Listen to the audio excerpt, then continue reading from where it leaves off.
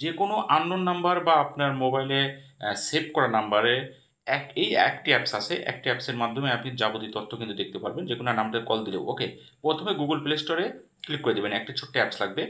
Click করে দেওয়ার পর সার্চ বক্সে লিখতে হবে হচ্ছে caller ID, CALLER caller ID. Okay, click করে দেবেন। ক্লিক করে দেওয়ার পর প্রথমটাই দেখুন, এই এই আইকনটি দেখে আপনি হচ্ছে অ্যাপসটি ইনস্টল করে নেবেন। এখানে লেখা আছে আইকন কলস আইডি অ্যান্ড স্প্যাম ব্লক। ওকে, তো এখানে একটা ক্লিক করে দেবেন। ক্লিক করে দেওয়ার পর ইনস্টল, অবশ্যই অ্যাপসটি ইনস্টল করে নেবেন এই লগোটি দেখে।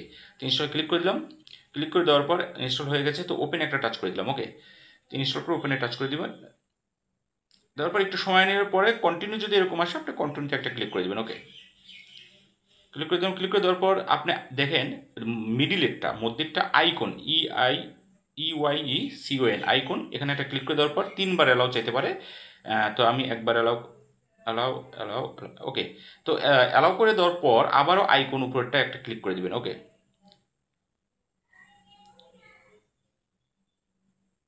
ক্লিক করে দেবো, একটু সময় নিচ্ছে, সময় নিয়ে আমি A to Z একবারে পুরোটা দেখিয়ে দেবো। নিচে দেখেন জিমেল যাচ্ছে, আপনার যে কোনো একটা মোবাইলে জিমেল দিয়ে দিলেই হবে। আমি একটা জিমেল দিয়ে দিলাম। জিমেল দিয়ে একটা আইডি, ছোট্ট একটা একটু কাজ আছে, আপনার নাম এবং মোবাইল নাম্বার লিখতে হবে। তো এখানে প্রথমে যে আমার নাম আছে, আপনার নামটা এখানে লিখে দিবেন আপনি। ওকে, তো আমার নাম আমি লিখে দিয়েছি এবং নিচে দেখেন মোবাইল নাম্বার, তো আপনার ফোন নাম্বার, আপনি যে ফোনটি ইউজ করেন ওই নাম্বারটি এখানে বসিয়ে দেবেন, যে ফোন দিয়ে কাজ করবে নাকি। ওকে, তো আমি নাম্বারটা দিয়ে দিলাম আমার এই ফোনের নাম্বারই। দেওয়ার পর দিস ইজ মি, এখানে একটা ক্লিক করে দিলাম। তো এই অ্যাপসের মাধ্যমে কিন্তু সব তথ্য আপনি পাবেন।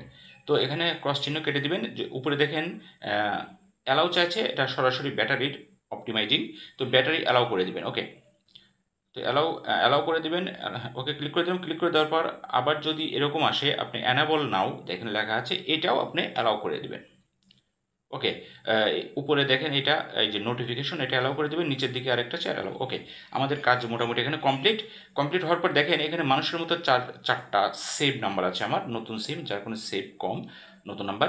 তো এখানে আপনার অনেক থাকবে মাথার মতো আইকন, বা দেখেন চারটা, এগুলো হচ্ছে সেভ নাম্বার। দেখেন এখানে লেখা আছে এম মা, তারপর মাসুদ এলে। তো আমি একটা আইডির ভিতরে ঢুকলাম, মাসুদ এলের আইডির ভিতরে ঢুকলাম, দেখি এর সব যাবতীয় তথ্য দেখা যায় কিনা। ওকে, তো এখান থেকে তার কাছে কল দিতে পারবেন আপনি, তার ফেসবুক আইডিও আপনি দেখতে পাবেন। তো আমি ফেসবুক আইডি ঢুকে দেখি ঢোকে কিনা। ওকে, এই দেখেন তার নাম্বার এবং মাসুদ এলে শো করছে। ওকে, তো আমি ফেসবুক একটা ক্লিক করে দিলাম। ক্লিক করে দেওয়ার পর কন্টিনিউ নিচে আছে, কন্টিনিউতে ক্লিক করে দিলাম। দেখি সেভ করা নাম্বারে আমরা দেখি ফেসবুকে তার আসে কিনা। ওকে, চলে আসছে দেখেন। তো আসার পরে আমি ব্যাকে চলে আসলাম। ব্যাকে চলে আসার পরে এখন উপরের দিকে দেখেন আননোন নাম্বার। আননোন নাম্বার বলতে অন্য এক নাম্বার থেকে আপনি কল দিল, সেই নাম্বারটি আপনি এখানে উঠাবেন। ওকে, আমি একটা যে কোনো একটা আননোন নাম্বার আমি দেখিয়ে দিচ্ছি উঠানোর। তো আমি একটা আননোন নাম্বারই, সেভ যে নাম্বারটা নেই সেটাই উঠালাম।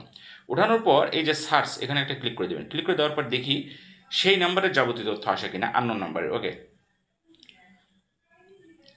এই দেখেন অলরেডি কিন্তু চলে আসছে। এই আননোন নাম্বারে যার যার যে নাম্বারটা উঠালাম তার নাম হচ্ছে উজ্জ্বল, ফ্রেন্ড নামে সেভ করা, অন্য কোনো মোবাইল আমার হয়তো।